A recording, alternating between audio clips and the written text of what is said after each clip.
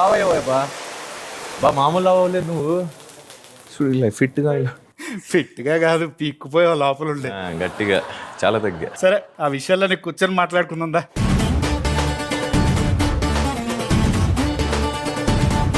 Nikhil, yes sir జో, the winner of Bigg Boss season 8. Thank you so much.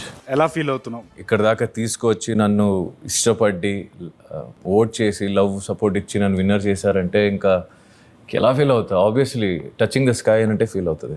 ఊహకు మించి ఇదంతా నాకు ఇట్స్ అన్ప్రిడిక్టబుల్. అంటే నాకు కూడా ఇంతమంది ఇష్టపడతారా, నన్ను కూడా విన్నర్ చేస్తారా అనేదే ఒక అన్ప్రిడిక్టబుల్ కదా. ఓ జోన్ అవుట్ నేనైతే. అంటే నువ్వు అనుకున్నావా అసలు విన్ అవుతాను ఈ సీజన్?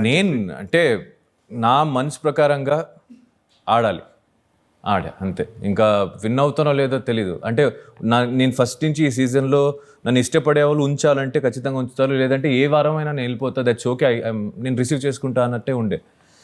బట్ విన్నర్ చేసింది నాకు ఇంకా స్టక్ అవుట్ అయిపోయా నేను. ఇంకా అది బయటకు రాలేదు. నిజంగా ఈరోజు మా బస్ సెట్కి కూడా కళ్ళొచ్చింది ఆ ట్రోఫీ చూడంగానే. కాసేపు ఆ ట్రోఫీని సెంటర్ ఆఫ్ అట్రాక్షన్గా అక్కడ పెడదాం. Oh sure.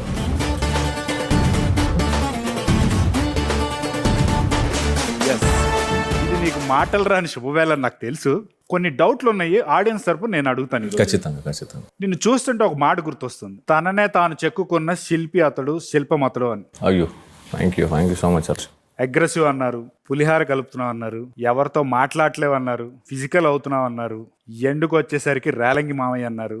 ఎన్ని అబండాలు వేసినా అన్నిటినీ ఎదుర్కొంటూ నిన్ను నువ్వు మార్చుకుంటూ ఆడియన్స్ కి నచ్చేటట్టు ఆడియన్స్ ని మెప్పించి ఈ రోజు ఈ ట్రోఫీని పెట్టుకున్నావు. ఎలా అనిపిస్తుంది అసలు? నేనేం చెప్పాలంటే అర్జున్, బిగ్ బాస్ సీజన్ 7 దాకా నువ్వు వెళ్ళిన లాస్ట్ సీజన్ కొన్ని ఎపిసోడ్స్, అది కూడా పూర్తి కాకుండా కొంచెం చూసా.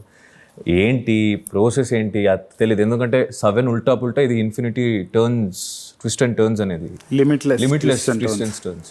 ఏ వారం ఎలా జరుగుతుంది? ఇప్పుడు సైలెంట్గా ఉంటే ఎవరితో కలవట్లేదని చెప్తారు, కలిస్తే గ్రూపిజం అని చెప్తారు, అరిస్తేనేమో చాలా డామినేట్ అంటారు, అరవకపోతే నీకు మాటలు రావు, ఇండివిజువలిటీ లేదు అంటారు. అంటే ఇక్కడ ఏం చేసినా అది రాంగ్ అన్నట్టే అయిపోయింది. పాయింట్అవుట్ చేస్తారు.